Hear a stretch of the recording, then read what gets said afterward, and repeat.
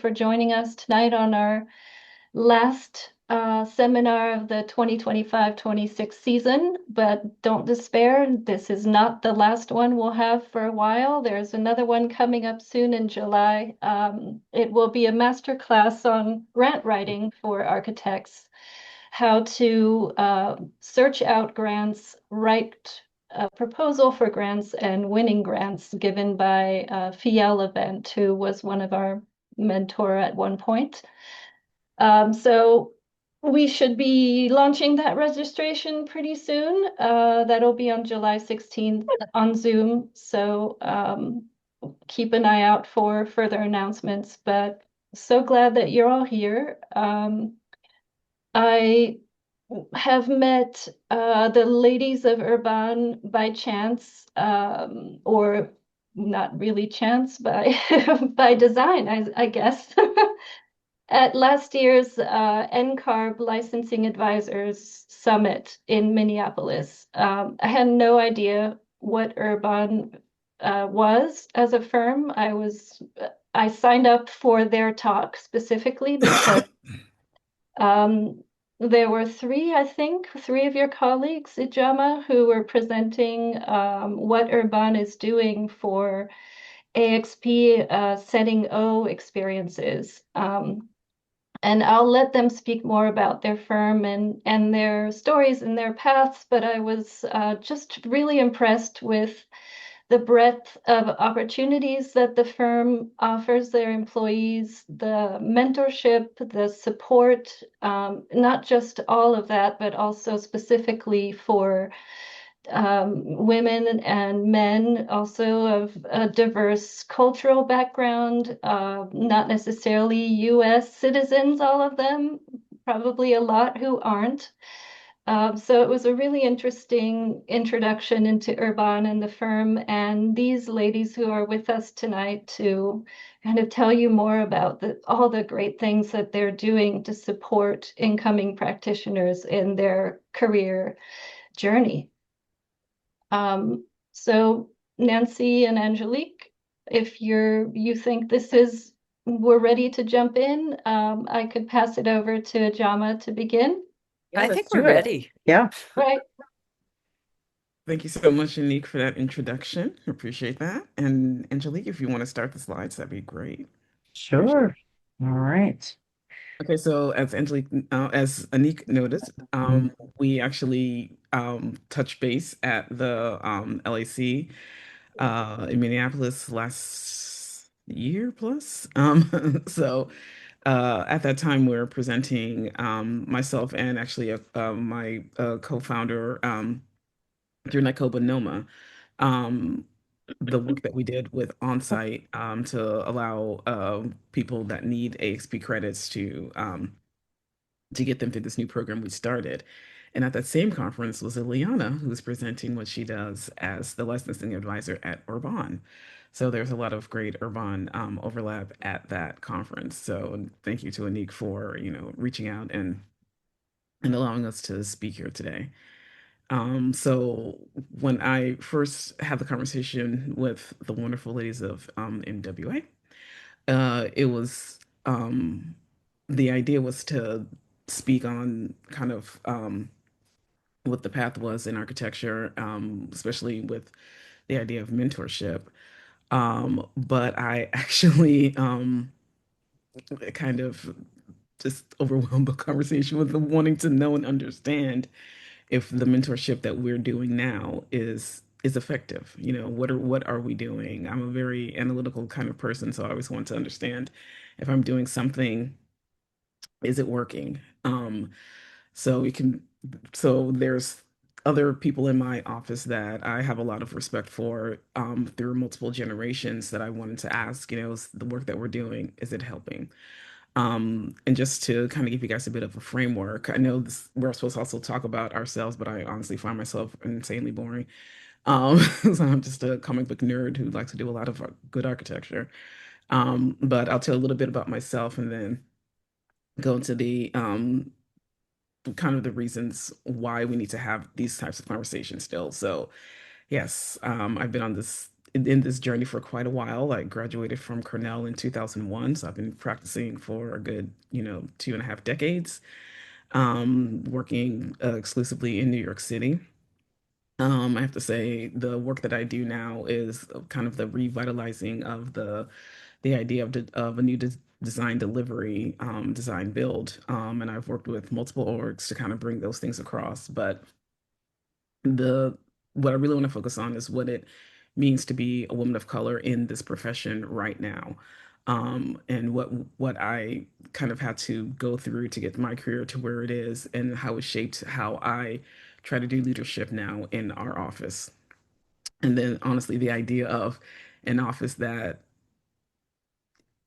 really promotes the idea of everyone being of an equal voice and everyone being of an equal, giving everyone an equal chance. And that's something that I think that we need to really look at in our profession currently and make sure that we are living up to that. So just some very raw facts. Oh, we'll go back Oh, one sorry. more. Go. Thank you. No No. worries.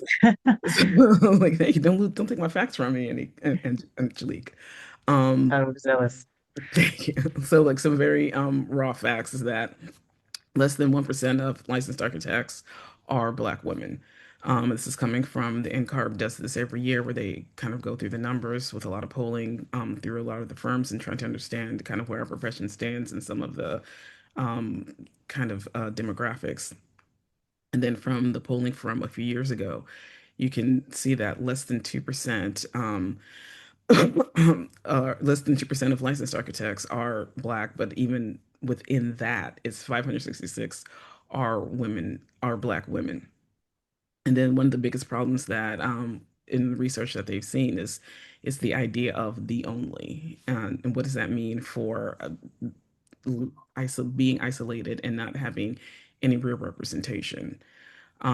I'll just tell one very quick story because I don't want to kind of delve this into all of the issues that I had when I was coming up in my career. I really want us to be looking forward and kind of working with each other to make plans on how we kind of start moving our profession forward and being more open-minded of as to, who's allowed to take a lot of these architectural positions. So the solutions that I came up with are based on honestly really this particular story.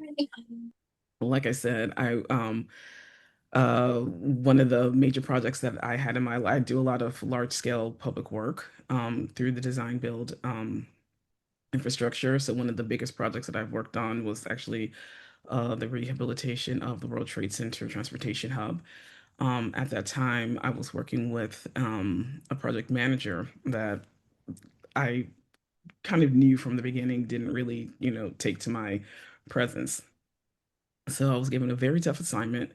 It was working very closely with the vertical engineer. So it was kind of laying out, doing the first rough out of what does it mean to have vertical engineering, vertical transportation throughout the hub. And it was, all the escalators, all the stairs, the elevators. What does that package look like? And it was just the two of us working, many weekends, and we actually made it happen. I was so proud of us. So I come in that Monday morning thinking I'm going to get a, hey, good job, pat on the back. And the project moving this, we were all having our full team kind of project meeting. And the project manager kind of chuckled and he said like to me and everyone there, oh, well, I can't believe you actually did this. I was expecting you to fail. I'm expecting this to, not for you not to be able to do this. And the way he said it, I was shocked, but I was even more shocked by the fact that everybody around me also laughed with him. So I was just like, oh, okay. So it was a way to, even when I did something that was successful, this person still made sure that I felt small and then brought everybody along with that. So honestly, that was something I always remember that story because it solidified in me the idea of a how I don't want to be if I ever get to leadership. Um, and be the fact that I can do something about this problem. So the thing that I always try to do now and kind of keep in mind when I'm working on my own projects and kind of working with my own teams is the idea of equalizing opportunities. The fact that everyone should be seen, everyone should be heard, everyone should be part of the actual project, and everyone should be made to feel as though they're equals in this work. And then definitely the idea of mentorship. What does it mean to actually make sure you're pulling everyone along with you, make sure you're everyone feels as though they have someone to be able to talk to about whatever's going on with their career. And then finally, just representation, just standing up and saying, hey, I'm here, I did this, you can do this too. May I make a quick comment so as not to lose the moment? So I always find that when someone behaves like that, which I mean, the audacity of that guy, what a jerk.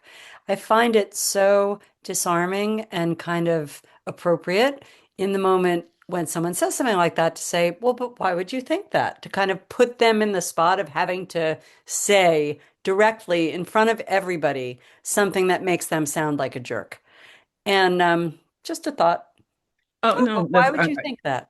yeah, I don't disagree with you, but it when you're a kind of a lowly junior architect versus the big project manager, let's hard Understood. to, yeah, it's hard And, to and I throw that say it out. out loud so if anybody finds herself or himself in a moment like that, that they can gather up the courage to do that.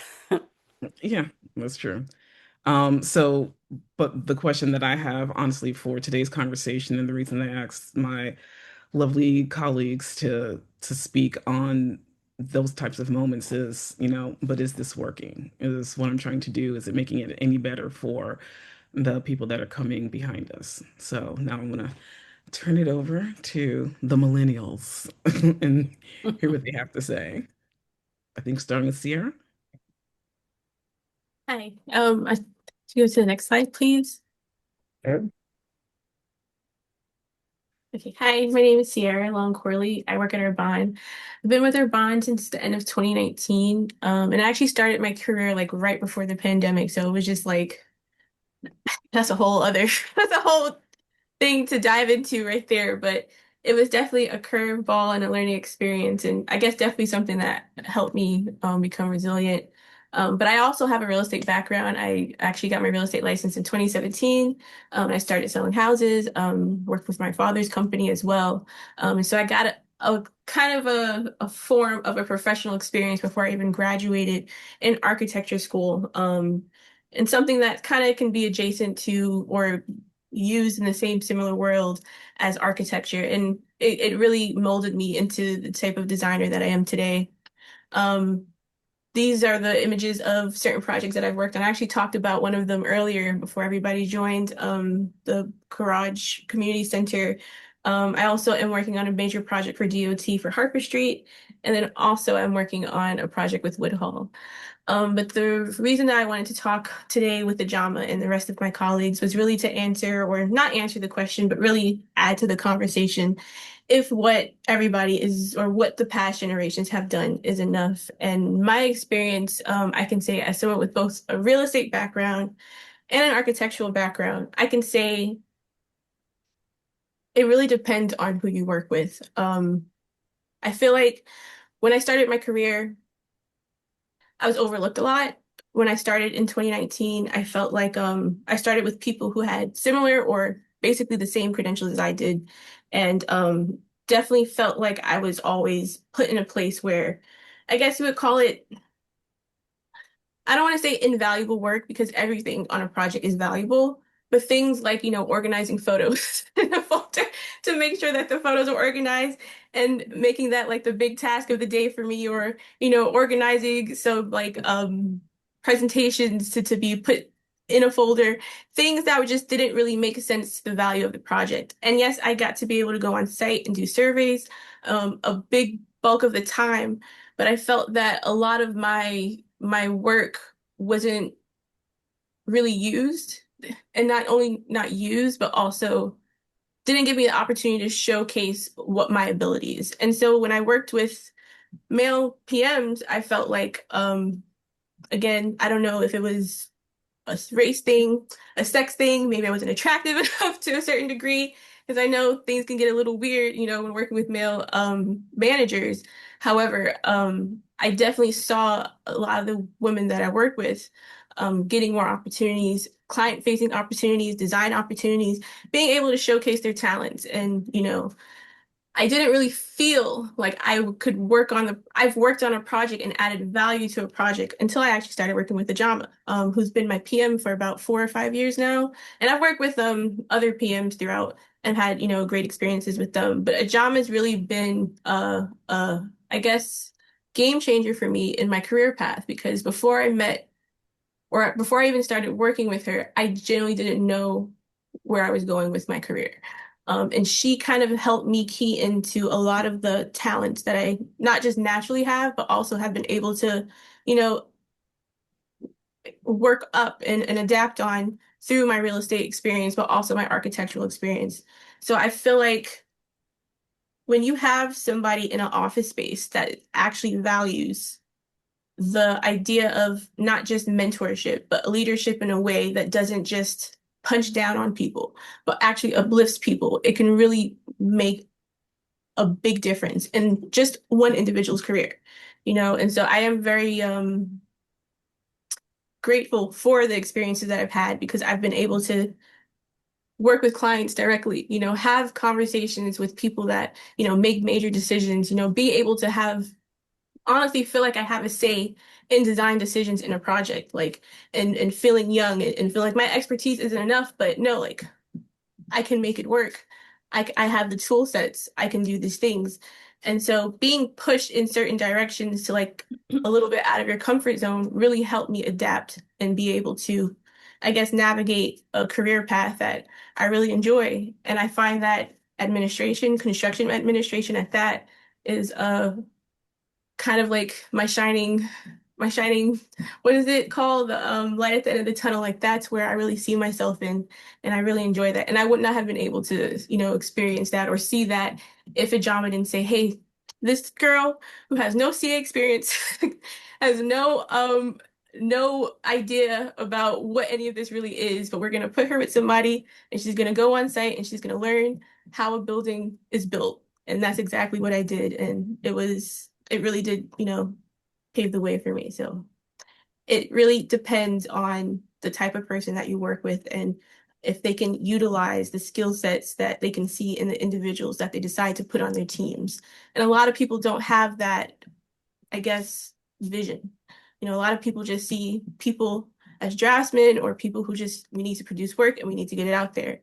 But being able to identify what people are actually really good at and also put them in positions to be a little uncomfortable can help them, grow as a young, designer.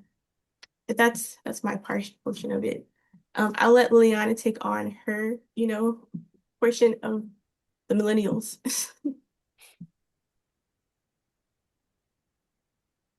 Um, Good evening, everyone. My name is Liliana Torres, and I am an associate here at Urbahn. I've been working in the architecture profession for 10 years, and out of those 10 years, nine have been at Urbahn, which is crazy because it seems like it was yesterday. A little bit about myself. I came to the United States in 2012 to continue my career in architecture. I had started studying architecture in the Dominican Republic and then transferred to NJIT in 2013. And a little bit about my background currently during these last 9 years at Urbahn, I've been working in different studios, but mainly I found my passion in the transportation studio and the transit studio. Mainly my work on a daily basis is like solve problems, create solutions to make New York city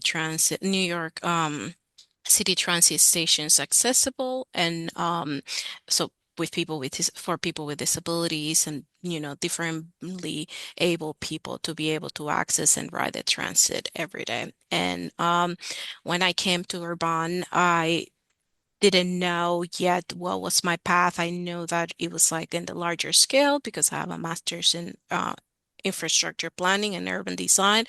And then I was able to fall in love with public architecture and like designing the architecture for the public, which I call invisible architecture, because it's the architecture of your everyday. You inhabit it, you experience it, but sometimes you don't go there to just experience the architecture. So, when I was in school, I designed a lot of museums, community centers, and like things that will never be built by a real structural engineer. Will look at it and see like how is this going to be sustained? Is it floating? It's not going to be able to be supported.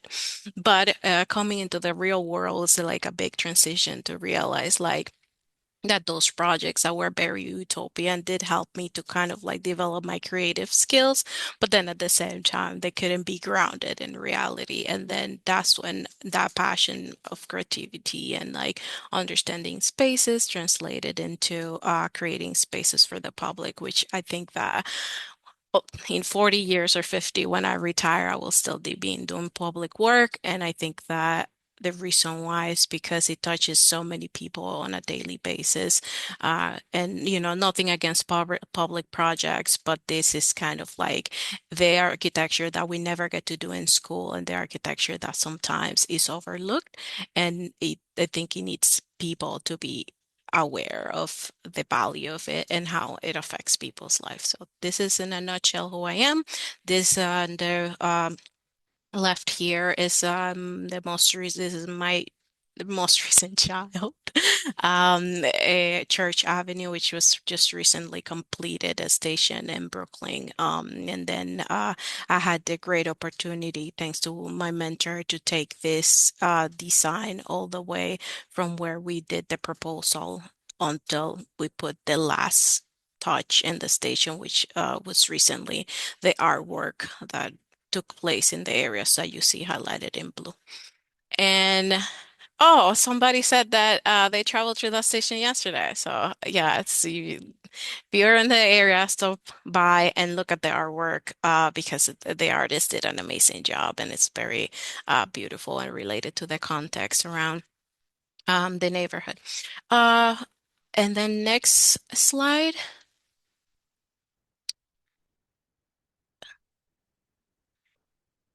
So I think that I put this picture here because I've been in transit for a long time. So I like the idea of the transportation and the motorcycle. When I was a kid, I was born and raised in the Dominican Republic. So being in my velocipedo is called. It's like this little vehicle. So transportation has always been part of my life, and an interest for like moving around in spaces.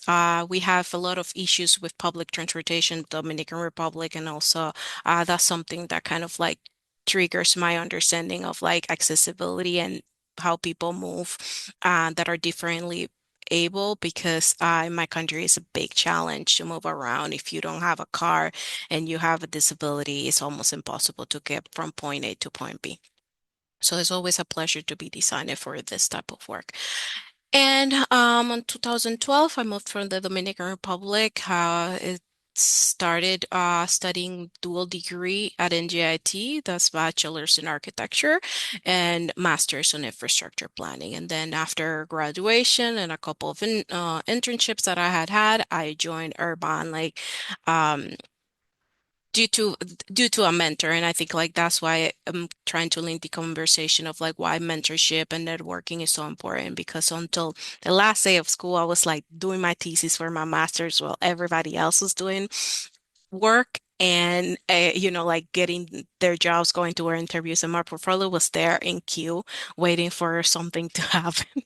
But I was doing my thesis, and it was a collaborative effort from my professors, the people in the honors college, that started looking for a job for me and hitting the people that they knew and saying like, "Hey, I have somebody that's looking for a job. Would you be interested?" And that's how I was connected with Don Harry, one of the principals here, and they gave me an interview, and here I am 9 years later. So, keep up with your connections. It's important to surround yourself with people. Sometimes, when we are in schools or like fresh out of school, we are like very isolated. But sometimes, the connections that you nurture through school or through friendships yield something that you are not expecting it at all. At Urbahn, since I joined, I've not only been involved in, doing the work and working on the stations, but I've found a little passion into like volunteering. This is a picture from 2018, my first volunteer project here at Urbahn. Those shades, I learned how to sew to make those shades. So I think like being also involved in the community and the part of architecture that serve the community and like serves this we work a lot with Bauer Residence Committee, which is a homeless shelter for New York City, and also giving our creativity and our work to the areas that are more needed is very important. And that's like kind of in a nutshell who I am.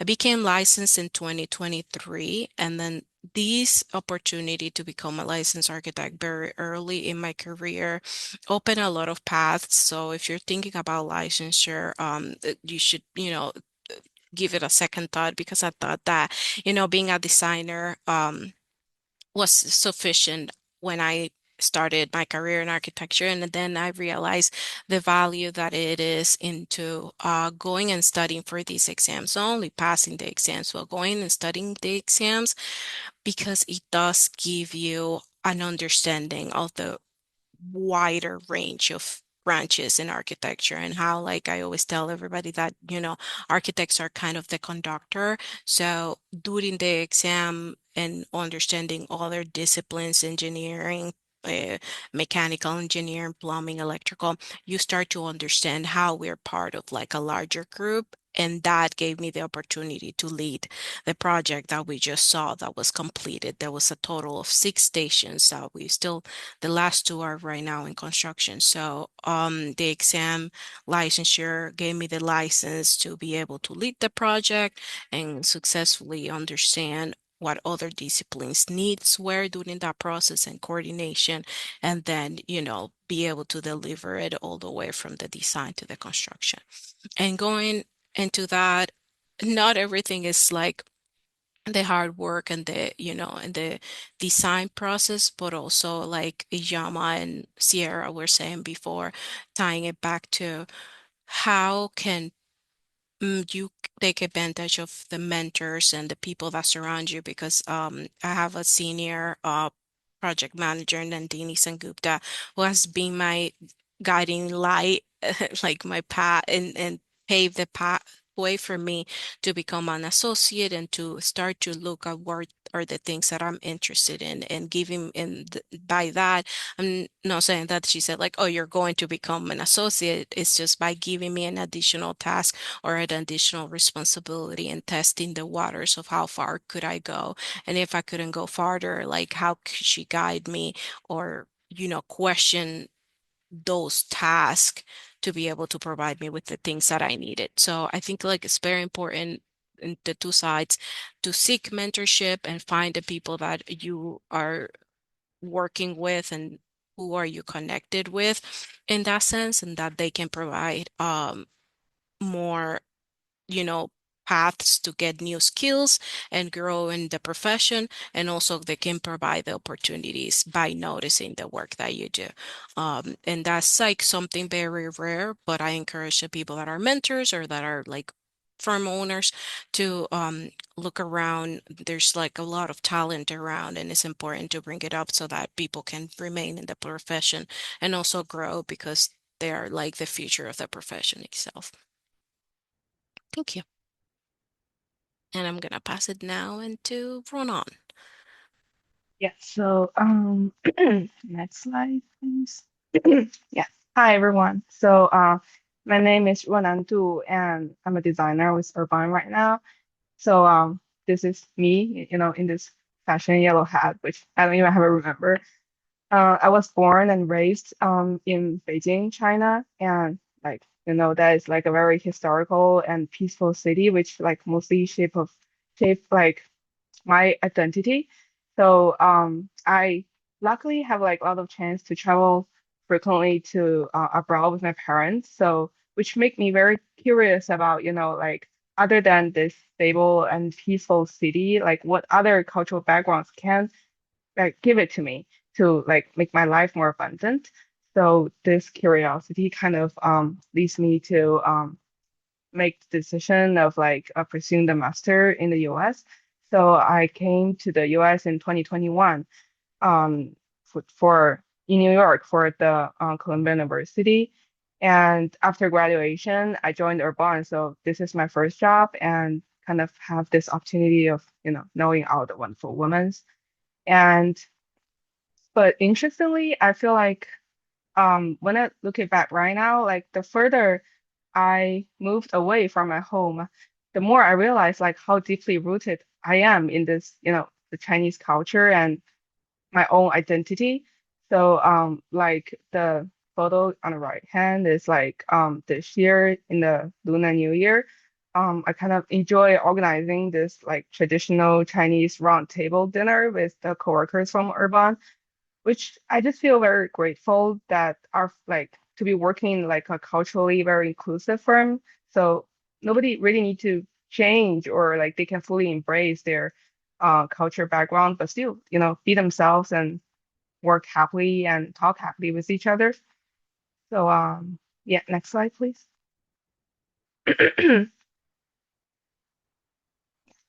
So I put in three photos more related to my professional life here.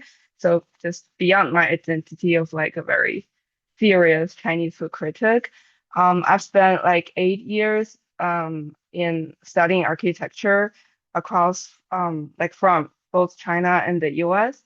And so I transit from like academia to into practice like three years ago.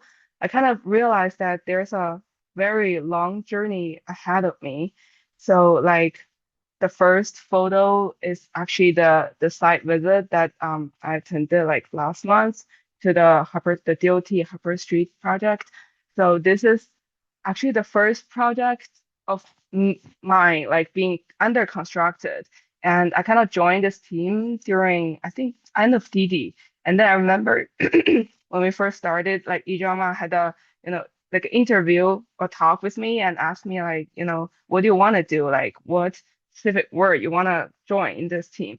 And I was like, I don't have, any experience in any specific parts, but I feel like from school, like we've been getting training for most of the covering like SD or like early DD part, like we do a lot of design works, which is, not very grounded.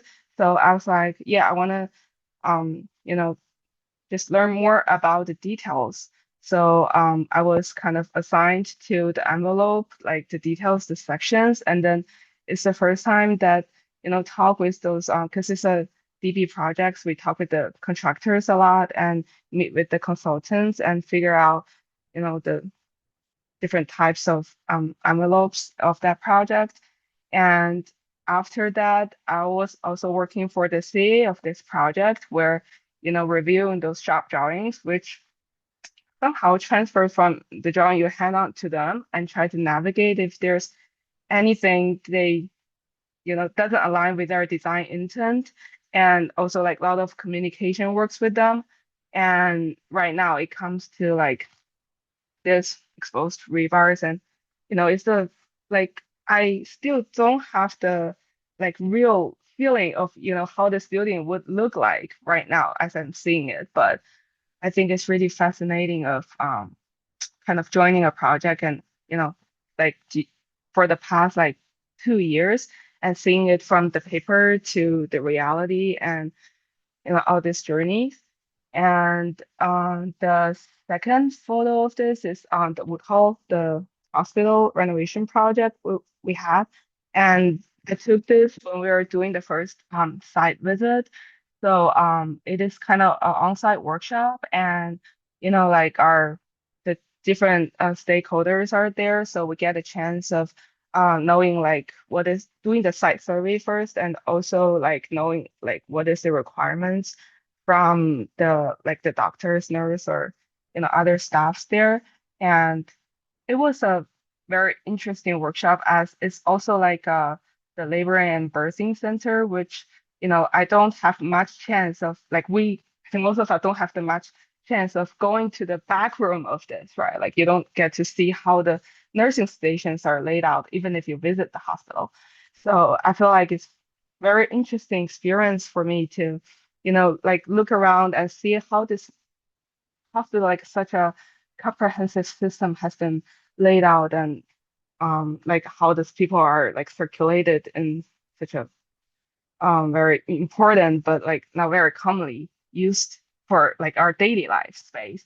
And um also I want to bring up here that I do feel like um as a in the practice kind of the things has become more complicated laid out, and then what is appeared in school. So designs are actually very heavily shaped through like a large chunk of coordination, communications, and even negotiations between different disciplines and stakeholders, like both visually and verbally. So I feel like as a non-native speaker and like also a person with a different cultural background, I feel like sometimes there will be like a potential issue, like maybe it's not that big, but I really need to take effort to identify and address it. So a very like simple example is like when I'm doing presentation, like the information density in a meeting, I think it varies from the native speakers, and it's hard to control the logic, the tones, and the nuances in at the same time, and especially in a discussion or negotiation, it's kind of I feel like it's harder for me to catch up with the timing of like when should I speak up, when is the gap of that conversation. So so that's why I also feel like I feel resonated by the Ciera's idea of like Ijeoma is trying to push each of us to the our discomfort zone. Like apparently like doing a presentation is not what I really like. But I do feel like, if I want to grow up, if I want to, become a not only like what is it called? Like doing drawings, I need to do like more virtually management work. I do really need to get exposed and speak with like more people and peers. So I think it's a, step by step kind of chances, which is I'm grateful to grasp. And I think over time, I feel like there is like authority and identity issue that kind of these two ideas are kind of shaping each other in a cyclical way. I think the less visible or articulate I appear, the easier it becomes that I need to internalize that version of myself. So I feel like as one that once that the self-perspection kind of forms, it can further affect the willingness to speak up, to present, or just occupies the space within the conversation. So I feel like right now, what I'm still learning is that the mindset alteration kind of rarely begins with just by saying that I'm confident alone. It kind of often starts with the actions taken first. So, like speaking up before feeling like fully fluent or have the most accurate word, or participating in an event before like fully like knowing everyone there and feels like completely safe, or just gradually make a difference in like the language, like improve my language or my visibility and kind of the self-perception. So the third photo of this is when I kind of get a chance of talking or sharing my experience with the NYIT NOMA. So they're kind of like just I'm a new architect.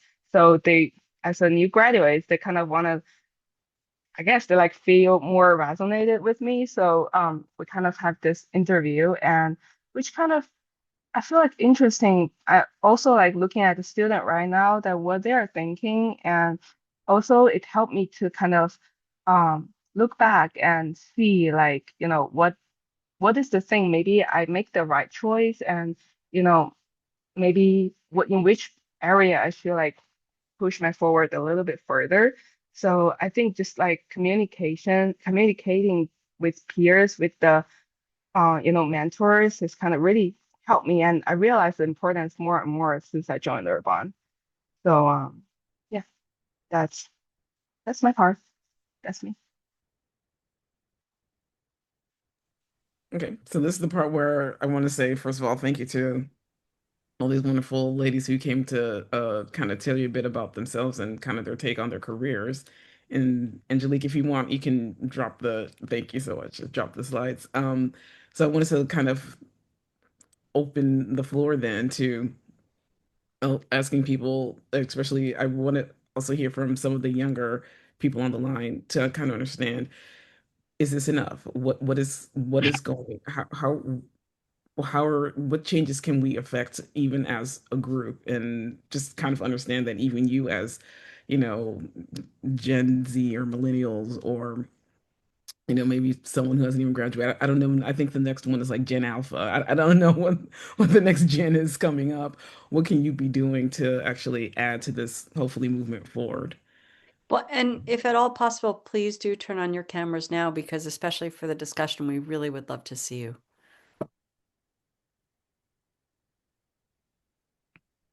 Or if you just have questions as to, what's going on in your careers. One thing that I have noticed a great deal of is a lot of people feeling isolated and feeling as though that their story, they're the only one going through that particular thing.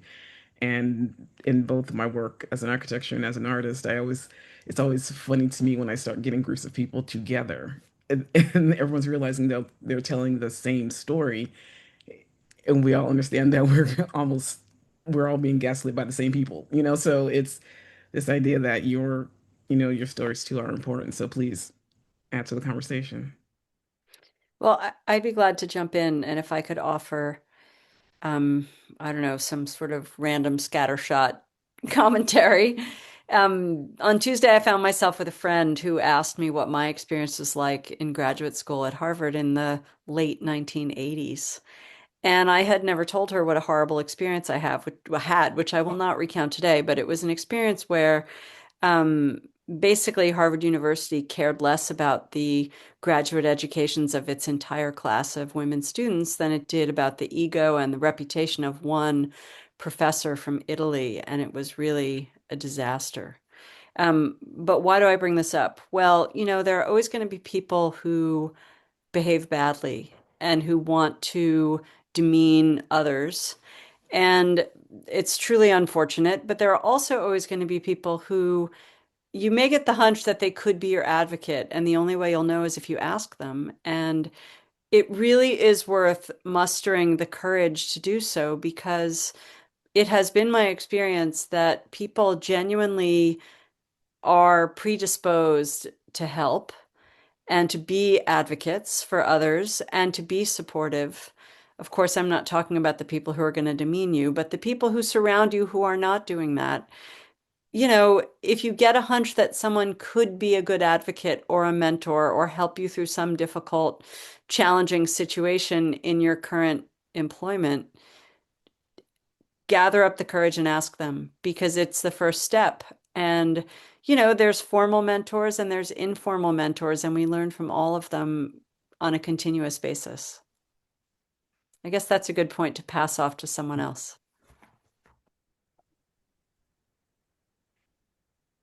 Anyone with a particular question for Ijeoma, Liliana, Ruonan, Ciera, all different age groups, experiences, years in the profession.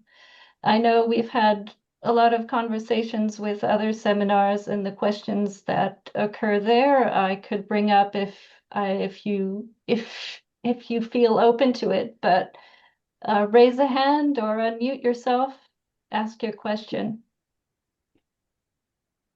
I mean, I'm curious to know. I know, well, it sounds like hearing from the millennials and the Gen Zers, from hearing everyone under you, Jama, that I guess through you they're able to have a different experience, even if they haven't had that, with everyone that has been uh a superior manager above them.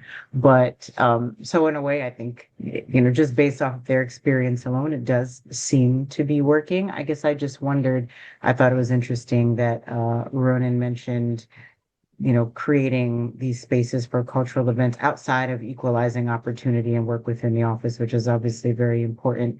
Well, I just was curious to know what other, like, do you guys actually have a mentorship organization, or is it more kind of informal through kind of peers and working together within the Urbahn office? Okay, I can definitely answer for the urban office. And I see some other urbanites here, so you guys can also please feel free to join in. But it's the way that the office is actually a very relaxed office. So that's one of the things that I absolutely enjoy about working there. So we're a lot less formal, a lot less structured for a firm as large as we are. So a lot of the times it really is who you're working with and how you're working with them. But we also do, and it's one of the things that I particularly try to do in the offices, to let people know about other things people are doing, start seeing each other as, coworkers and colleagues, if you're not working on the same project with that person. So it's if you have the ability to sort of kind of like cross people over, and that to me like a lot of times starts mentorship. And I always try to remind the different generations that your mentorship doesn't always have to come from above. It can also be horizontal. Like Yeah. there's a lot people can do when they're working together. And I always try to promote the idea of, team with a big T. It's the idea that I'm expecting the team to work things out even before they come talk to me. So I was like, okay, well, you know how to do that. That other person knows how to do that. If you guys work your way through that before you had a convo with me. So it's the idea that mentorship doesn't always have to look like the structured mentorship that, we typically um we typically work within in our profession. It can go a lot of different ways. And I like to say a lot of those ways are we have the opportunity for that um in our office. One of the I mean, things that the Urbahn colleagues talked about during the NCARB Licensing Advisors Summit that I found really interesting are the different programs that Urbahn offers, not just to the employees, but to people outside the firm to gain experience hours, people who might not be hired in a traditional architecture office, who may not be able to sign off those practice management hours, but who might be in construction or who might never be invited to the job site. So they could never sign off any construction hours. But, I think I'd love you to kind of just briefly touch on the things that Urbahn are doing that people in this audience might learn from. That not all work that you do is just making projects. You're providing opportunities for people outside the firm to come and experience construction, even if they're not employed there. And I think that's a wonderful program that you have in either construction or community volunteering. Do you want to say a few words about those kinds of activities that you offer? Yeah, and thank you so much for that shout out, Anik. This is a program that I co-founded. It's called Onsite. I co-founded it with Kavitha Matthews through NICOBA, and Urbahn is a huge supporter of NICOBA and giving both myself and a lot of our colleagues the time to participate in this actual program. So the idea actually generated from both of our experiences when we were trying to get our hours that we needed to be able to sit for the exams. This is back in the day, and this is dinosaur times when the exams you had to finish all of your IDP credits before you're allowed to take the exams. So you have to get all of your hours in. And we had such a hard time trying to get in our CE hours because unfortunately, and this goes back to kind of the main topic of this, a lot of times women of color are the ones who are overlooked for just production. You never really get to go onto the site. You always have to really just be working on drawing. So it was hard. the things that we were talking, always like laugh with each other. The things that we did were kind of very similar, just going from like project manager to project manager, trying to get these hours in, trying to make sure we could be able to get our numbers so we can actually start taking our exams. So of course, again, my thing is if I went through it, I'm gonna learn from it. So we decided to start this program that actually is not just for people at Urbahn, it's open to everyone in New York City who can get to Eventbrite and get to the site where you can get your CE credits through these site mentorships where we take people to the site and we're there for at least an hour and a half. You're looking at the site, you're understanding, you're learning, and this is open to everyone, especially those that need the AXP credit. But I have to give definite credit to UA in that they always, allow for that time and energy for us to put into this project and to offer up our own sites for people to come see. And I'm just going to do a shameless plug that the next one is going to be June 12th. It's the Harper site that myself, Ciera, and Ruonan are currently working on. And actually, I'm looking to them to actually lead. I'll be there in my capacity as the AXP mentor, but they'll be the ones who are actually leading the actual tours themselves, speaking on the architectural work. So please watch out for Eventbrite and, come watch these two amazing ladies speak about this project that we've been working on that's actually giving back to the city through the DOT. Very cool. Maybe Liliana and Ciera and Ronan, you can answer a quick question about what action you would take as a younger person, mentoring or championing somebody coming into the firm. What would be the one thing that you would do, whether it was to mirror what Ijeoma has offered you or to take even a larger or different step? Do you have any ideas of your own about how you would bring up the next generation behind you? Um, For me, like the level of seniority that I have in the firm compared to Ijeoma or to Nandini, who have paved the way to other people to take leadership positions, it's not the same, right? But I think that we have a good community in the office in which we could find ways to do things that can help others. Like for example, for me was the ARE study group that I started, and now like I have become a little obsolete because now, it's been a couple of years since I got licensed, but that was like a big push to ensure that people that are getting licensed have resources. Like their office is currently providing black spectacles for everybody that hasn't, an urban email, and that kind of like reduces the cost. So advocating for those things as a, recently licensed person when I got my license was important. Although I didn't take advantage of it, I think like people that now are using it could, take advantage of it and they don't have to pay because some of these subscriptions for studying are very expensive. And now I do see people like Ilgar is like advocating for also for like understanding the contracts and he is done with his exams and some other people have reached out to me to help like or reorganize the ARE library. So even if it's not at a higher level of like this is how we are gonna mentor you, it's about like a community sharing resources and like understanding that other people are resources and like how can we advocate for the resources to be shared and like it's not necessarily like I'm more experienced, it's like at the same level and how can I help you if I got my license and I study these, like how can I share that material, how can I share questions and things like that regarding my own experiences with a licensure or my own experience with the exams.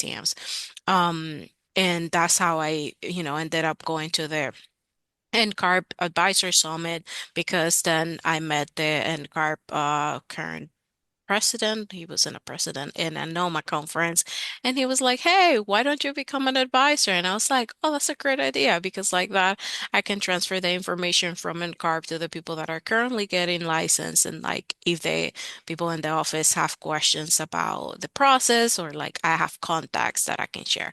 So being a resource." if it's also part of mentoring others, not necessarily from a hierarchical perspective, but for a same level. How can we help? That's the question.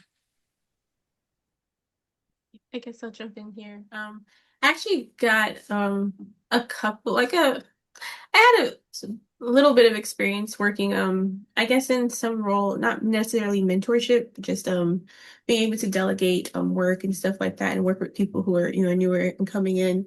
I worked about like maybe two or three interns throughout working at Urbahn. And just having that experience with them, I guess kind of helped me understand what it really looks like to be in a managerial position, to a limited degree, obviously, but like still having something or saying, hey, I want you to do this. And I think the best way I went about it was a similar approach to how I guess I learned myself is one, being very humble. That's just who I am as a person too. But also two, really just letting somebody be able to show who they are and what they are capable of. Just recently I was able to work with an intern in the office where we had to do signage for a project, and signage just always is overlooked, including this project. We forgot we even had to do signage for the project. So we were able to basically kind of come up with something strategically, as strategic as we possibly could, with our intern, and he was able to run with it and go with whatever direction I gave him. I mean, I couldn't even give him really much direction, but he was able to produce something great, and I was it was almost like a proud moment of like being able to like you're still in school. You just learned Revit and now you're able to do this, and like pushing you to be able to do this is quite something to see, because in the short amount of time he's worked with us, he's grown so much. Um, and I don't take full credit for that, obviously, but like I do think that I helped kind of be there for him. And I think Ruonan as well did the same thing. I think they had a really good relationship while working on Woodhull with us. And so being able to being able to tell somebody, what they can do, help them have the tools to do it, but don't do it for them. And also one thing I always reassured is I'm coming in here learning something new every day. So like you can come to me with questions, and I may not know, but we're gonna figure it out together. And I found that I have a lot of peers who come to me with questions and back and forth. Like I have coworkers that I can always ask a question to, and we're kind of just, always available and really ready to be able to help each other. And that's something that I'm really grateful for the team and the people that I work with at Urbahn. Yeah, I want to add on to this because I do feel like in Urban, I feel like there's a way of passing on this like informal mentorship, like for this intern, like I was his position like 2, 3 years ago, where I know basically Revit, but like not in the professional base, how to make sure the things transfer clearly and accurately. But when I actually joined the firm, and I was also working on a NICHA project where we're like building up the Revit model from scratch, and it was kind of like a whole mentor for me. Like it's the first time like I know that how to establish this whole system and also how to interact with the consultants in the Revit. Like, and also I think another thing I have a very deep impression is when I first joined Hopper team, and because I feel like the thing like more difficult for me to understand in most of the meeting is not the technical words. It's more like all the abbreviations, like at very beginning, like what is the DOT? Like even I don't know what is the DB, and so many words to remember. And before I didn't study PCM back then, so I don't know much about, what's the relationship between the agency and who this work is specifically for, particularly for, and who should I be speaking for, who like what is our strategy here, basically. So I feel like I don't know. I'm the learner back that time, so I feel like the only lesson I can share is just to ask questions to the people you work with. Like I'm sure like I bothered a lot of like the PA in my team and also Ciera, because I know you guys like definitely know more about like why we're doing the work like this. So not only like people tell you, finish this drawing in blah blah standard, we should like I want to understand like what is this drawing for? Like what is the position of the or importance of this drawing in this whole structure? So I think it's kind of yeah, accumulatively in this way, like build up the knowledge of the whole very comprehensive art like architecture structure.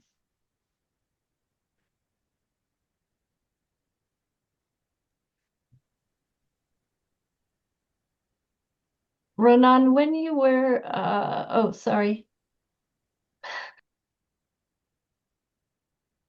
Yeah. You Oh, can you put yourself muted Yeah, back now on we yourself. mute. can't hear you. Yeah. I have a muting problem. You can hear me now? Yeah. Yeah. Yes. Okay. When we spoke before this MWA seminar as a group to brainstorm, Ronan, you said something really, really that I just can't get out of my mind. You said that because of your culture, women are expected to recede in the background, Hmm. but you've had to take risks and basically step out of the shadows deliberately. And it's part of why you are speaking today and how you stepped up in your career and was able to be at meetings and to speak in meetings and to just take a chance and take the risk not to be the person you are expecting to be, that your culture expects you to be. Would you speak a little bit about that? I'm sure that that resonates with a lot of people here who come from different cultures and there are different expectations about how to be, how to behave, what to say, not to say. And maybe you could give everybody a little bit of insight into what it takes to be different and not what people expect you to be. Yeah, sure. I think as I mentioned, I'm from China and well, I can say it's a tradition, like a cultural issue, but I cannot cover all the Chinese, like too many of them. So it's just basically from my personal experience. Like both of my parents are like plumbing engineer. They used to be, and they're working in the same company. But like also, I'm definitely sure that my mom is smarter than my dad because they were studying for the licensure for the engineer thing. And I remember that when I was in primary school, like my mom just passed the exam in 1 year. Like they're using the same study material, literally. They're studying together. And my dad was just like watching the book, no, reading the book, and then fall asleep on the bed next to me. And then I'm like, yeah, but like years later, I just find that my mom kind of stopped the career development at the level of PM while my dad is going to like further in the management level. And he also like jump across different companies to become a contractor, you know. I just feel like I used to ask my mom, but I think it's also kind of her personal choice that she wants to step back in the family because the family also needs someone to raise me. But I just don't think that it is something by default. You know, it can be your personal choice, but you can also choose not to be in this position. So I do feel like after I came here, like after I started working, I think there's a interesting parallel like between the family and the professional field. It's like there are a lot of coordination works and communication works, which is basically like kind of invisible in this whole in the whole team. Like, because not like we understand like not everything that contributes to this project is like equally visible and what they get credit, like maybe it would be the things that you come to the front and speak in the presentation or like you're compiling the drawing in the drawing set.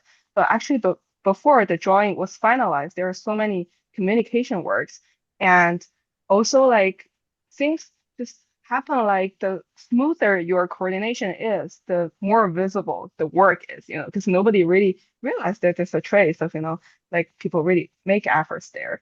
So I feel like yeah, in this journey, I feel like I talked with Ijeoma before about this and because there are in the coordination things like the submittal things for the Harper Street that, for example, there are engineers that kind of I'm not sure. I don't wanna assume he's intentionally ignoring me, but things just happen that like many times the emails that I sent, he kind of doesn't reply until like one of our white man coworker who follow up on that email and he will respond. And then I feel like, just to doesn't like just because I'm being very nice and kind to you doesn't mean that the coordination just can be ignored or you just can't not choose not to reply, right? So I kind of want to bring this up and like I talked with Ijeoma and she helped me out to really seriously talking about this issue with that team. And I just think that there should be a like way for every individual to not to ignore their this individual invisible works throughout their journey and because every person is where like generally try to contribute to this project we just all should be equally respected. Right on. Agreed. Yeah. I feel like at that point it would be the responsibility of that white male colleague to say, hey, per, Runan's email, can you please, address her and respond to her email as, she has X role on this project and is in charge of, gathering this information so that they understand. I mean, this is where we talk about allies, right? This is where you kind of, it helps to have someone, advocate for you because, if it's one of those circumstances where if you say something, you're at the risk of looking crabby. Whereas if someone Mm. says it on your behalf, then, at least, especially in a situation where perhaps this is the person that is, that is garnering the respect, they'll at least respect it from that person and redirect their behavior. Um, Even if they won't necessarily do it for you, they'll do it for them, but they'll have learned the correct path or course of behavior. I think that the harsh reality of it is we can't control people's feelings, but we can kind of steer them toward the correct behavior. I don't know how I you would privately feel, but if you can just act respectfully, then I'll take that. I would extend it a little further, even to say that when you get a little further up the ladder into a position like Ijeoma's, you can make it known that this is the process we expect everyone to adhere to. These are the ways communications are handled when we're executing this stage of a project, so that it becomes kind of mandatory, just set out from above, but in a kind and appropriate way. But if you can't rely on these things happening automatically, as you get more senior, you can insist on them happening procedurally, and then nobody's in a position to act like their feelings have been hurt because it's just the expectation that this is how things have to happen. I'll definitely will follow up on that, Nancy. And it's something that I always tell everyone is like, again, I'm not here for your, heart and soul. I'm here for your respect. Like I don't Right. need for you to, be my new best friend. I have enough brunch Well, buddies. and Thank you. I'd and rather in you do addition, Right. the if you job. just set it out from the outset in a very matter-of-fact way, it's not something that puts people off. It's just like, hey, this is how we do things here. This is what's expected. Then, I think everybody appreciates knowing the expectations at the outset. And maybe some of the things that are included in that series of expectations are unexpected, but so be it. I would say definitely agree with you 90% of the time, but there are some people who are put off by the idea that, a woman is leading a project or a woman of color is leading this project, and they don't expect to have to treat you as though you're, on the same equal footing. And I just make sure from Yes, the beginning that that's corrected. So Right. that's the point of the work. And then to make sure that that's passed throughout my entire team. So if there's anyone who is misbehaving that way, they will typically get a phone call from me. Um, well, and I find that, anything that can be presented objectively, the more objectively something can be presented, the better it is received. yeah, and I was the thing that I always again tell the team, it's polite but firm. Yes, You can definitely say please and thank you, but I need you to do this thing. If you're still not doing it, we have to take it to the next level. right. So it's a matter of not only giving the person who's receiving this treatment the confidence to be able to stand up for themselves, but also reminding the person who's giving this treatment that it's not tolerable. Yeah, in a similar vein, in the pre-seminar call, Ciera, you were talking a bit about a little bit more than your presentation about being given the chance to learn your potential or show your potential. Do you have any advice to give our audience here about how you might step up yourself when you know you can do something, but you're not given the opportunity, and how you've overcome that in your years at Urbahn or before even examples of that? I'd I'd Yeah. be curious to hear more about that. So I would say it came out of luck, but also a little bit strategic in how I was able to work with Ijeoma because me and Ijeoma developed a relationship prior to me even being a PM with her, being under her, managing me. And so, in my time working with other PMs, they were typically male, and I would find myself spending a lot of the work days stealing company time because I just didn't have anything to do. Like it was literally like I'd give me something, I'd be able to finish it in a couple of hours. I'd give it to them. They'd say they'd give me back markups or something like that, and then I'd wait around a couple more hours looking for work while I see everyone around me busy. And so I think Ajama noticed me and I noticed her. And we were able to develop a relationship that centered around being Black in the office. And this is around a time, during George Floyd incident and things like that. So I was able to develop some type of relationship outside of even work. And with that, um, I didn't just see it as an opportunity to network, but I saw it as an opportunity that I knew I wanted to work with her. Like I knew I wanted to get under in her team at some point at my time at Urbahn. I didn't know when it would happen, how it happened, but I knew whatever opportunity I could get to have a conversation with her, I would take it. And so I definitely did. I don't even know how it happened, but she formed a group that allowed us to really just express how we felt about everything around us. And then this is also during the pandemic, so the check-ins that we would have throughout. And I was able to get an opportunity where when I actually got laid off during the pandemic due to my project with another project manager being put on hold. So when I came back with two other PMs, but my time wasn't being utilized effectively for quite some time now. And I think Ajama came back to the office. She remembered me and she said, "Hey, you have anything you want to work on? I mean, do you have anything? Do you have any time? Would you be interested in doing something like this?" And I was like, "Absolutely. I would absolutely want to be interested in doing something like this." And I didn't have any kind of idea about detailing it. This was I worked under a master detailer at a firm who's no longer here, but he's really talented, and he was able to teach me how to do envelope details and things like that. And I was able to start kind of really that, like I said, that was the first time in any project that I worked on, I feel like I'm doing something valuable.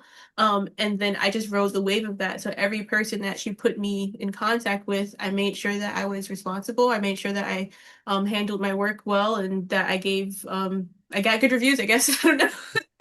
That she could continue to trust me. And as time went on, our relationship grew where, I kind of like we've kind of worked hand in hand to some degree through projects, and it really, I would say, like I said, it was luck and it was also strategic to some degree as well.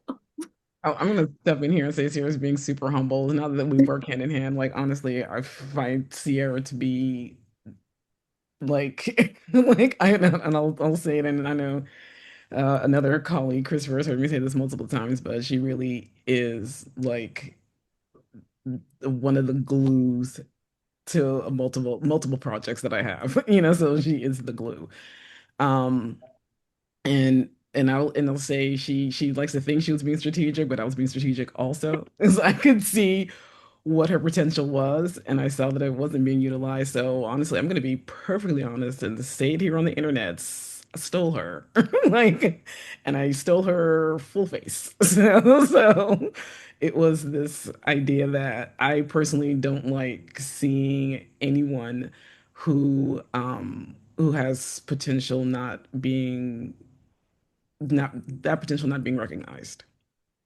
pure and simple. So whenever I'm building a team, I'm actually always keeping my eye out for anyone who I feel is being underutilized. They can do more things. I can see that they're doing better. And I did the thing that I always do is, okay, cool. I'm building this team. I have the opportunity to work with this person. I'm going to work with this person and help this person to build up to the person that I think that they can be.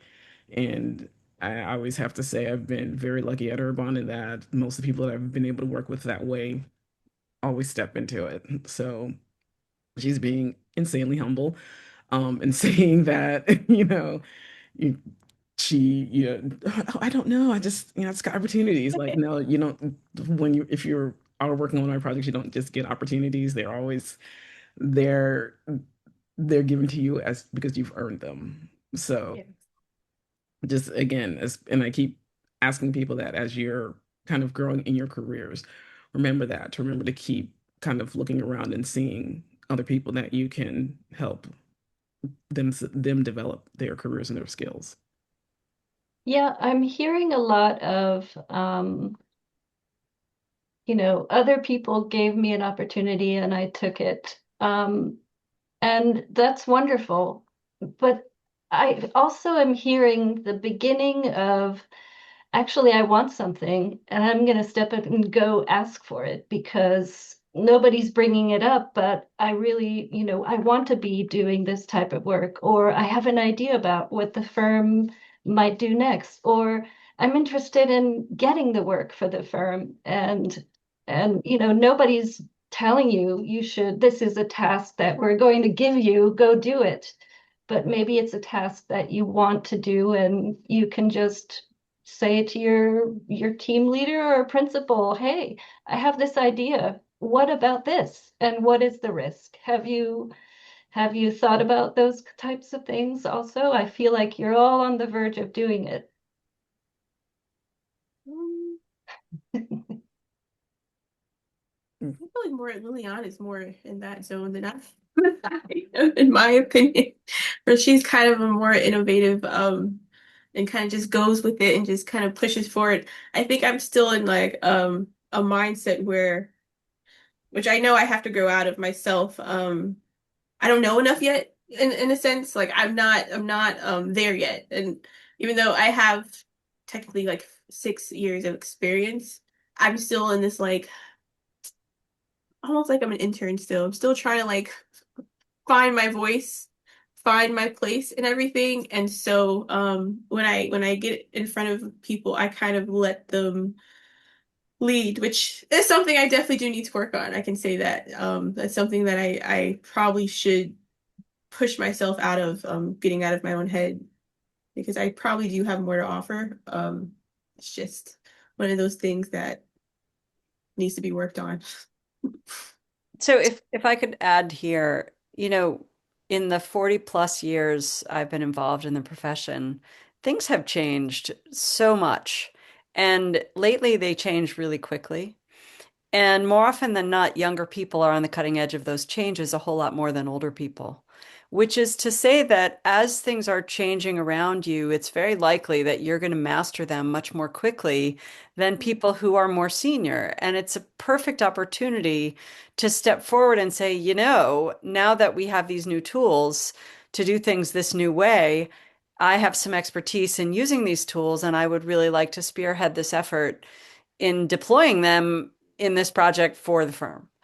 And, if you keep that in mind, I feel like an imposter every time I say the word AI because I'm the least technological person that I can think of. But, as these tools become more and more in common use, those of you who are younger are going to be more facile with them than those of us who are not younger.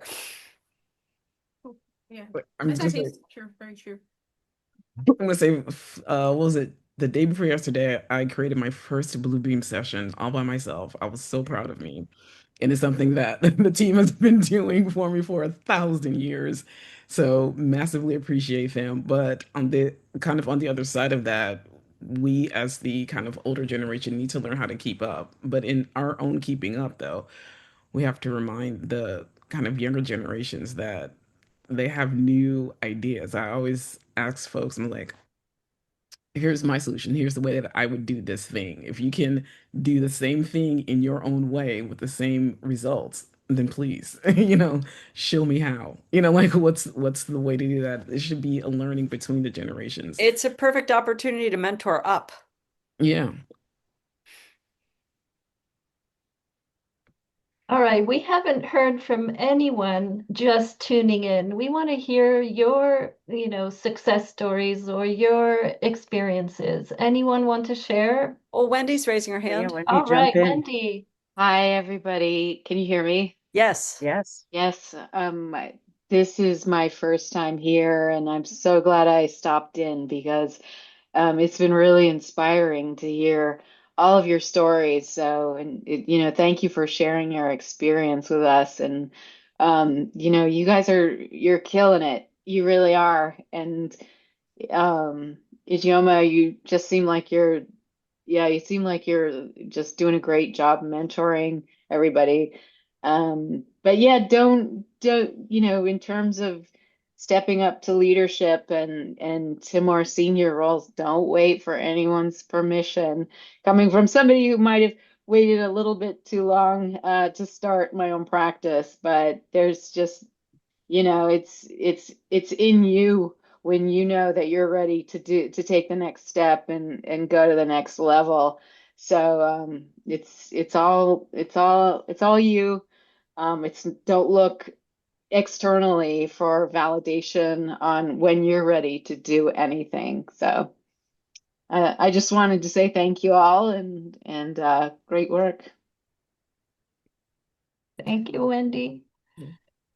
So I want to jump in with one more comment, which I've been thinking about, then forgetting to mention again and again, which is just to mention all of you ladies, you have done some seriously complex, interesting, and excellent work. And I don't want the evening to pass without that being noted because my goodness, doing transportation work in the city of New York at a level of proficiency and having that work also be beautiful is, first of all, the noblest work to do in the public realm, but my goodness, you're killing it. The work itself is fantastic. Thank Yeah, you. we We have have a a red hand pen. raised from Iffy or please. Yeah, if Hi. it's fine. Good evening, everyone. Actually, my aunt sent the link to me because she's in construction and I'm also in the architectural space as well. And I'm really glad that I joined. I'm sorry I can't turn on my camera right now. I'm just not in the right place, but I had to join because the topic looked very interesting, and I'm really glad that I did. I think it's amazing to know that there's a space or there are women out there creating a safe space for um young designers that are just getting into the system.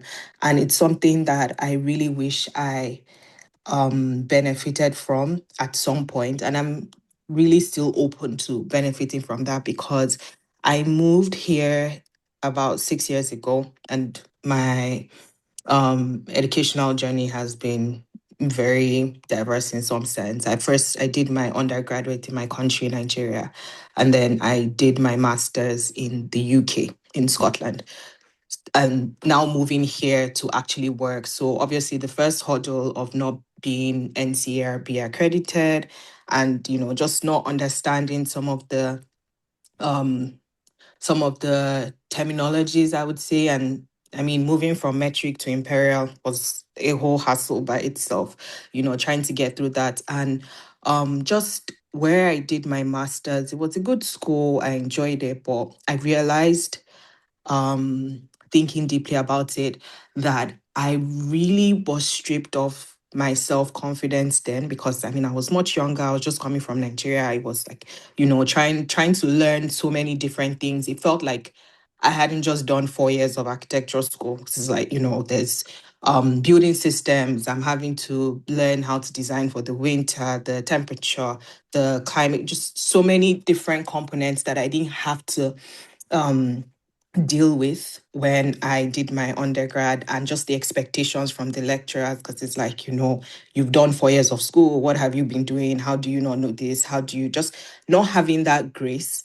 And I feel like it affected me more than I knew. because when I moved to New York and I got my first job, it was an entry level position, and I, noticed myself scurrying back when maybe I get bad feedback or my project manager is like, oh, you should have done this, or why didn't you do it this way? And then I just have that PTSD of like grad school and how all of that felt, and I eventually took time off for some family reasons, and I went back to my country. I went back to Nigeria, and I just got back recently, like 3 months ago. So I'm in the job market, but having this call and being here has actually just, opened my eyes for things to look out for when I'm applying to companies, when I go for the interviews, when I just see what their studio culture is like online, and knowing that I would really benefit from a place that fosters, mentorship, even if it's informal, if it's formal, just a space where learning is encouraged and that patience is there, because to be honest, we will grow eventually, right? But then you just need the right studio environment. So yeah, thank you again for the session. It's really been enlightening, and it's giving me a lot to think about as I continue my job hunting journey. Yeah, if anything, you'll know what questions to ask when you're going into your Yes, interview. exactly. Yeah. Exactly. Yeah. Lizette has raised hand. Do you want to unmute yourself, Lizette? Hi, everybody. Thanks. I'm Lisa. I also work at Urbahn. So I just wanted to touch on the topic of having to pave your own way where you're at, because I guess I'll try to make it quick, but I felt like I've had to do that at Urbahn a little bit, where I have certain like a niche interest basically. So my interest in coming into Urbahn was specifically within like code and zoning research, everything having to do with regulations. And sort of, I've gotten a lot of, and I've been grateful to get a lot of opportunities to delve more into that. Urbahn has really fostered a lot more of my growth in that, and I've been really grateful for that. Another area that I became interested in was basically getting projects through the building department to be approved. That was something that came along when I got to talk to a lot of like the expediters and the filing reps for certain projects, and how to like basically move projects along to get approved. So that sort of inspired me to pave my own way, where I said to myself, well, if we're um, hiring out to third parties for this, basically a filing rep to file our projects with the building department, we can sort of take that on ourselves, or at least myself being at our bond, since I enjoy being a part of that, especially with, DOB now and everything being online now. And that's a whole process, that all new process that everybody basically had to learn, even the current expediters. So I sort of took that opportunity to learn more about that and become a filing representative myself. So now, like, I'm still trying to sort of spearhead that at Urbahn, where like I have the credentials now to do it. Now I'm just trying to, get over the hump of, having somebody, a PM at Urbahn, who will, sort of trust me, and a principal who will kind of trust me with being able to take care of that entire process. So that's basically kind of like a snapshot of the journey that I'm on right now. So, and I think the opportunity will come up, but I think there's a part of it where you have to really let everybody in your environment know that you have this capability, and sometimes people just really don't know that you can do this. You really have to just literally tell them, like, I can do this for you. I know you're looking for this type of thing. Just give me the chance to do it. And a lot of people will give you the chance. There are certain like humps that you have to get over that aren't related at all to like interpersonal relationships and things like that. It's just like the logistics of it. So that's sort of one of the hurdles I'm trying to get over now too. Um, but yeah, I just wanted to share my 2 cents on that. That's so So cool. Yeah. That is an And actually, I have a incredibly project for you. So I'm gonna be your Now guinea we're pig, speaking up. because I Yeah. have a small There project that I you have to go. film. You've just told 25 people that you yeah. have this skill, an incredibly valuable skill, and you just got hired. Yes, it Yeah. was definitely one of the pain points of the of the approval process, of the architectural process. So I'm sure there'll be a lot more that want your help. Mm. Yeah, I hope so. I'll take it off of anybody's hands, because I actually enjoy doing all of it. Well, Liliana You are a needs rare you. bird. Yeah. Careful what you wish for. Right. You may get an avalanche. Uh, Anyone else want to share a similar story? I know we've had a lot of questions from attendees in the past, how do you make your own luck? How do you create your own opportunities? And I love to hear these types of stories. You go get your opportunities, you make them. And it just takes speaking up a lot of the time, just like what Lisette just said, speaking up about something, because how would they know if you don't ask, right? Yeah. It's often the answer just to say it. Yeah, it's a key example of kind of taking note of those moments when, something is happening around you and, you can either take for granted that that's how it's supposed to be, or you can take seriously that thought in your head that, it's like, well, maybe we could be doing this differently, or we could be doing this better. And you speak up about it, and lo and behold, people may just be set in their ways or used to doing things the way that they're doing them, but it's an opportunity for you to carve out a lane for yourself by solving a problem. Kind of tying back to one of the things that Nancy said earlier about, kind of leading with objectivity. You kind of that your biggest strengths will be to advocate for value and collective success, because ultimately that's what we all show up to work for, right? How can we create value, for our projects, for our teams, for our firms, and how do we collectively succeed at the things that we're doing? So if you can frame any idea that you have with those metrics, then you have a leg to stand on, and people will want to hear what you have to say. Well, and if you open your mouth and put it out there, like Yeah. you never know, people will come stand next to you and say, "Count me in, I want to do that with you." Yeah. And for those who are kind of leaders in your realms, make sure that people feel empowered to actually open their mouths and say something. So make sure you're setting that example and saying, "Hey, I want to hear from you. What are you doing?" Literally. I want to I want to mention that Shannon Donahue is on the call. Shannon and I met when she was working as a PM at an architecture firm, at a construction firm in New York City. I was the architect. She was the project manager, or one of them. Shannon, unmute yourself soon because I'm going to ask you a question. But anyway, we want to give Shannon a round of applause because she just got her license. She discovered that her bachelor degree was not accredited, so she had to go back for a master's of architecture in Atlanta. So she's still there, but Shannon, you might want to share your story of, being a student, a master's student in college, and how many programs or services were available to the students that nobody took advantage of, but you did, and that kind of opened a door for you to find a really interesting job. And I believe you're still there. Do you want to tell everyone? Sure. It looks like it's where you are now. It is. Yeah, yes, it is both where I work and where I physically am. I thought it would be quieter this evening, but it has not been that quiet. But I think most people have left now. So I'm at for an architecture firm, a pretty decent sized firm here in Atlanta. We've got about 85 people here, and we do a mix of commercial work, some educational, a lot of multifamily, some hospitality, kind of a mix of things.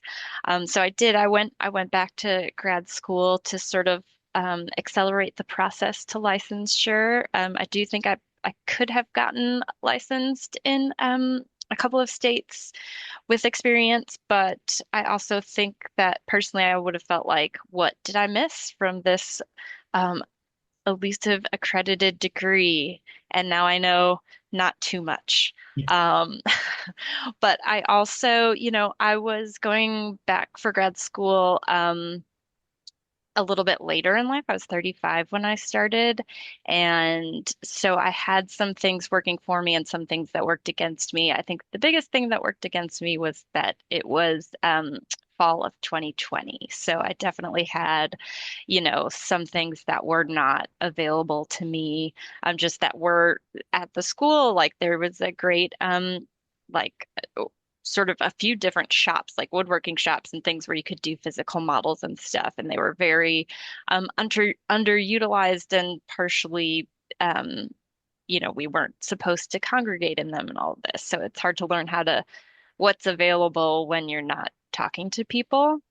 But luckily, the work experience I had had before, which, as Anik said, was in a lot in construction project management and then also working for Anik, was to sort of be present and take advantage of things. And so there was some mentorship programs through the school um, that I jumped into that I was really shocked. I thought that like everyone would do it, and it had maybe like 10% of our cohort took advantage of it. And it, exposed me to different firms in the area and eventually led to a mentorship relationship with somebody who's at the firm where I am now. So, um, yeah, I mean that part was definitely beneficial. It sort of got my leg into this world that I wanted to experience and know more about. Now that I have, I think perhaps I actually I enjoy the smaller office atmosphere a little bit more, but um, you sort of build your community even in a bigger office. Well, it's nice to see you, Shannon. You look great and happy. Thank you. And congrats again. Yes, Ciera, you were Congratulations. gonna say something. I know I was gonna add, well, congratulations on getting licensed. I actually had a similar experience. Well, I'm not actually gonna go back to school for a master's because I just don't want to go through any more debt that I'm currently in. But I am gonna try to get it through experience right now. So I'm going through New York State. Um, I got I don't even want to talk about it right now. You're doing the all Shit's experience going. path. You're Sorry, I didn't doing mean. the all experience path. Yeah.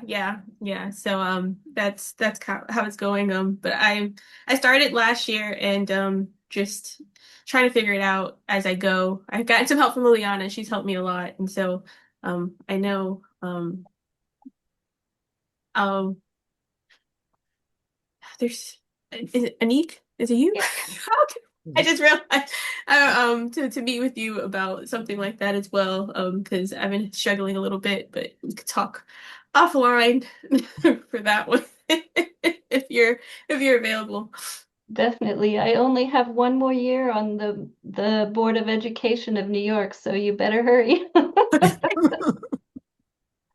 Catch Unique while you can. And then Ijeoma can take my place. Oh. John will definitely need a nap before that happens. Yeah, there's also value in saying no to things, right? It's always good to say yes and learn more and more, but also know your boundaries and your limits. If you've done too much of one thing and somebody asks you to do that again, you say, well, I'd rather be do something else. I know how to do that with my eyes closed now. Yeah. I'm ready for a different challenge. Yeah. Yeah, definitely.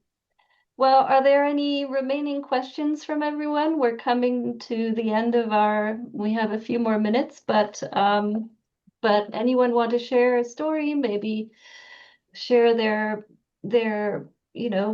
overcoming perceived or real obstacles and let's hear about some joyful moments.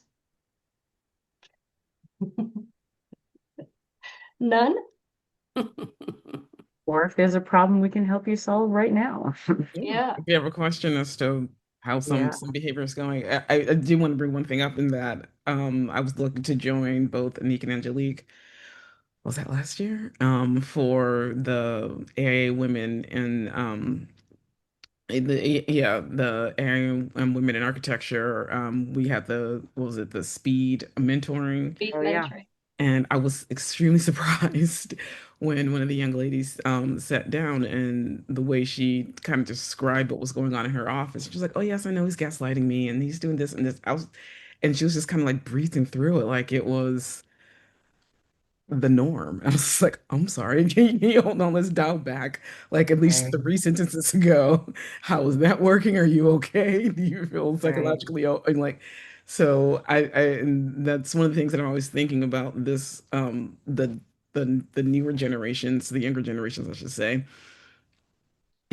A lot of things that we found shocking, like kind of the Gen X crowd, you guys are very much used to that kind of thing, or maybe even just being able to speak on it or think about it, or just it became a bit of a norm. And it is something that I really want to make sure everyone understands that that's not normal. You know, you should not be gaslit. You should not feel as though um, it's okay for this certain level of treatment and feel empowered to speak up against it. So that's definitely something that I want to kind of push out there. Is I do worry that the way that a lot of the younger generations know of or know the way that we have spoken in our generation to kind of bring these things to the foreground, now it's become quote unquote normalized or memes or it's funny. Like I always think it's you know, you see those memes about, you know, like what would Generation X do versus Generation Z versus Generation Y, da da da da da. And it's this whole kind of thing. And I'm like, yeah, that is absolutely funny, but none of that is normal, you know. So Right. if I could add to that, a lot of the things Ijeoma's referring to, they've always happened. It's just that they're spoken about now and they're familiar because of the fact that they have been spoken about now for a while and we understand them. And yet it's still very easy to get emotionally very bent out of shape when they happen to you. And it has been my experience over the years that anything that you can handle with a cool head is going to be handled better. And the reason I say that is because, one of the things that enables you to handle it with a cool head is having the resources of a generation of women before you, or a group of women like, oh, MWA, for example.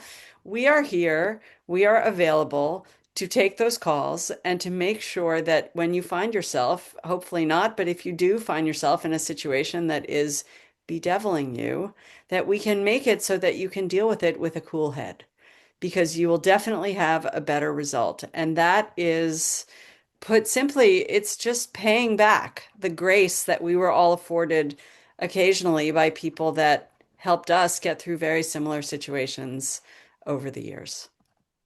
So, if you need us, we're here. Look us up, call us.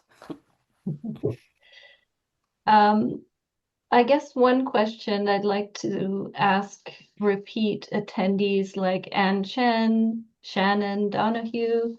Melissa? Is Melissa, yeah. Melissa still there? Yes, Melissa Mulder, right? Have you kind of taken some of the great advice given to you by any of the mentors you've heard from in the past and applied it to your own lives? Like, have you had a success story of using some really juicy piece of advice and realizing, oh, I should go do this and done it?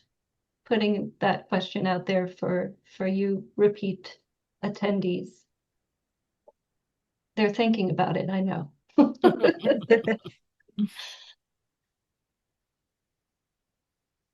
Well, you don't have to raise your hand, just unmute and jump in. Please.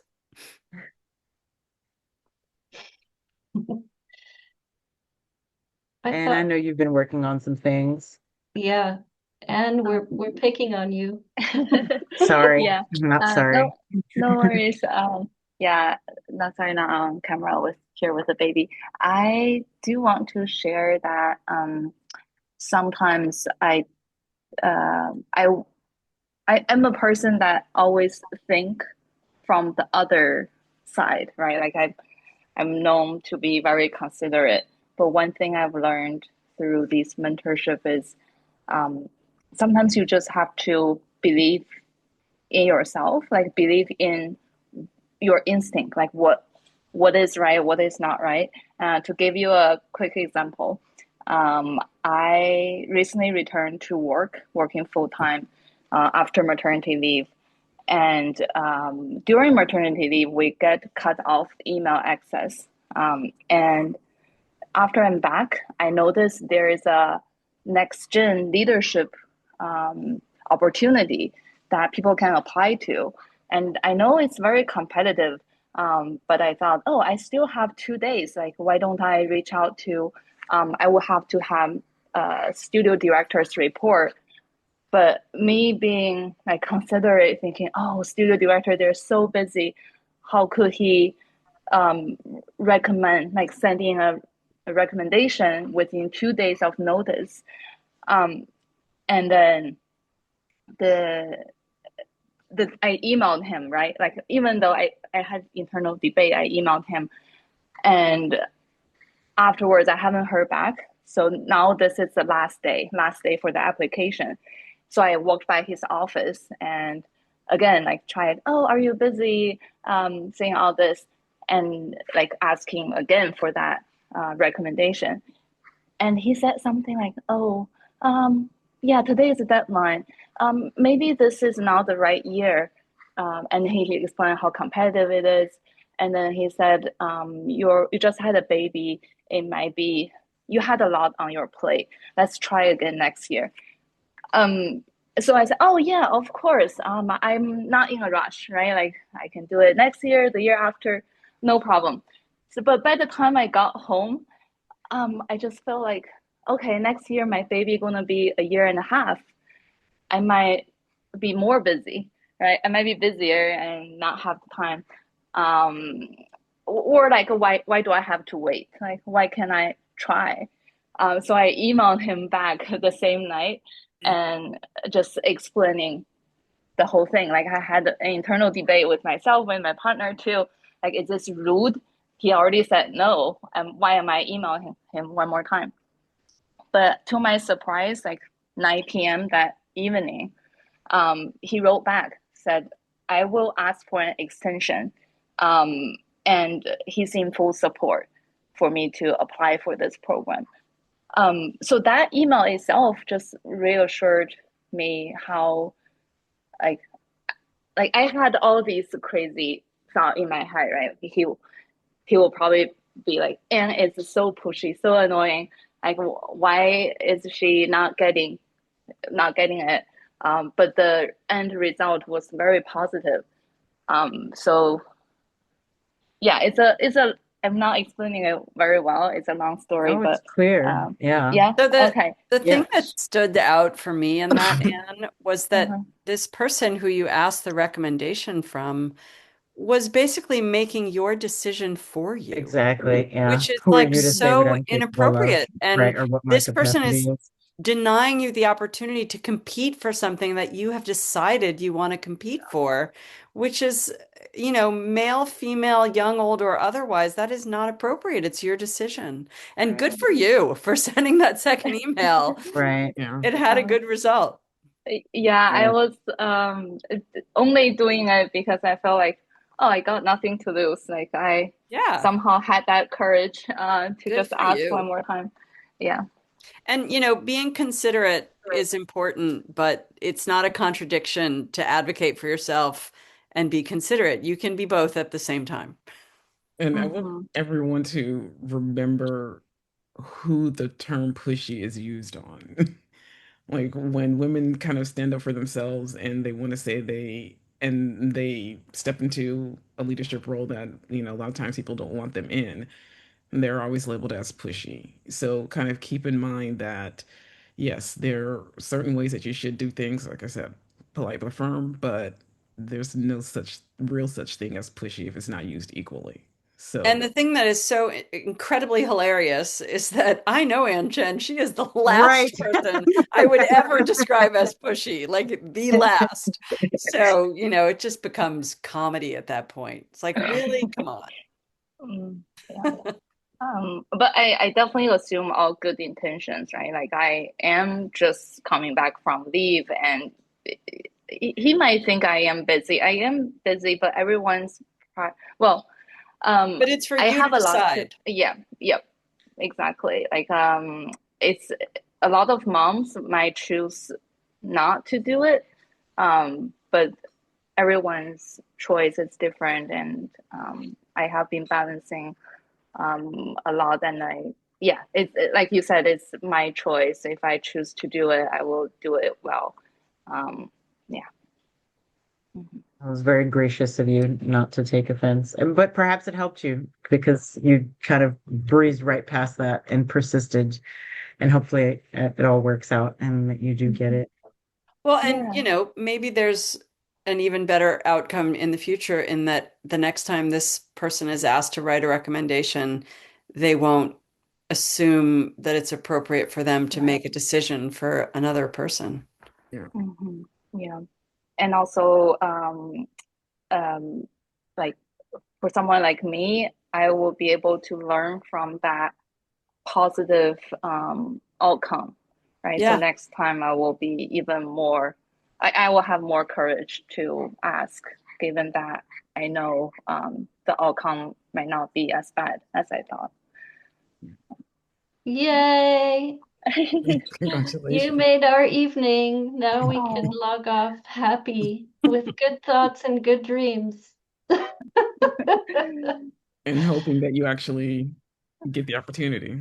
So Oh, Yeah. thank Yeah. you. I think, make it yeah, I'll happen. kind of leave with a close out with a prompt. I know, Ijeoma, you said something earlier that stuck with me, and through sharing your kind of a horror story, but what the positive that came out of it is a clear understanding of what you would do and what you would not do when you had the opportunity to lead.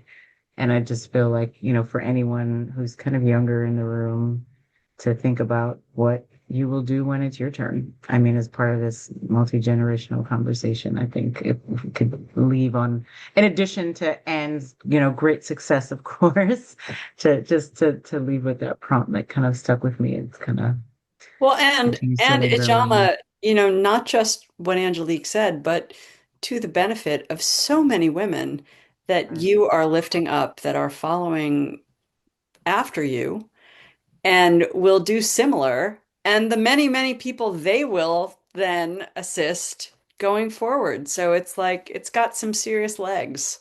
Yeah. it's a good remembrance of all the women that came before me. Yeah, So like Yeah. all the this is women how that we do it. yeah, that's Yeah. exactly how we do it. And like you said, we're here. Reach out, email us. We can connect you Yeah. to our Just network of Yeah. mentors. Ijeoma's And gonna get 20 resumes tomorrow saying, I want to work at Urbahn. How do I And I get will it? take them all right to HR. So Christopher's yep, like, Ijeoma, please. this Yes, is I will. not a problem. This is a good thing. That's a Yeah. good thing. All right. Well, thank you Good everyone night, for everybody. Thank being you with for a us. really inspiring session. Yeah. Thank And you. participating in the conversation and not being upset we called on you. Thank you All right. so Have a much, great Thanks, night. everyone. everyone. Good Good Have a night. good night. Thank night. you. Good night. Thank Good you. night.